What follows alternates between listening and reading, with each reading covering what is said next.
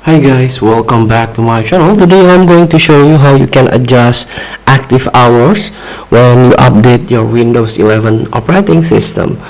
So, you want to maybe you want to adjust your active hour in order to restart your PC during a Windows update. Usually after when the update is finished, you need to restart your PC. So in order to do that, your PC is must in active hour. So let's start by click start icon and go to the settings. Here you can click on Windows Update. I'm sorry, let's get back. Suddenly close. Here we go. This is Windows Update, and click on Advanced Options. Here under Advanced Option there is an active hours.